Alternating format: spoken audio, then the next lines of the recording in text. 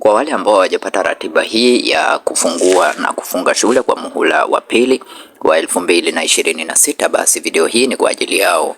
Kaa mwanzo hadi mwisho wa video hii ili uweze kujua tarehe rasmi za kufunga shule kwa muhula huu wa pili.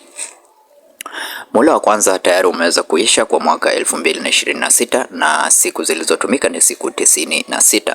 Sasa tutaingia muhula wa pili. Siku shule zitafunguliwa tarehe 6 mwezi wa 7 2026 na likizo fupi itaanza tarehe 4 mwezi wa 9 2026 na kufungua itakuwa tarehe 14 mwezi wa 9 2026 na kufunga muhula wa pili ni tarehe 4 mwezi wa 12 2026. Siku za masomo ni siku 98. Jumla ya siku za masomo kwa mwaka 2026 ni siku 194. Na siku za masomo kwa mwaka ni 194. Mashindano ya UMITA-SHUMTA yatafanyika tarehe 5 mwezi wa 6 2026 hadi tarehe 17 mwezi wa 6 2026. Tukiingia kwenye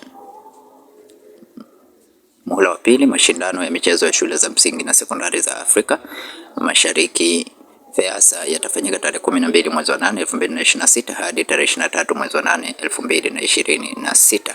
Na shule zote zilizopo manispaa ya Morogoro zitafungwa tarehe 7 mwezi wa 8 2026 na kufungua tarehe 24 mwezi wa 8 2026 ili kupisha mashindano ya FEASA yatakayofanyika mkoani humo.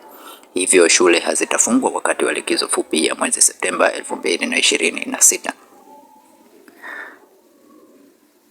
Kwa wewe ambaye ni mara yako ya kwanza kuingia katika channel hii ya Feaboy, bonyeza neno subscribe, like video hii na share video hii kwa wengine wengi zaidi. Asante na karibu, tukutane tena katika video inayofuata.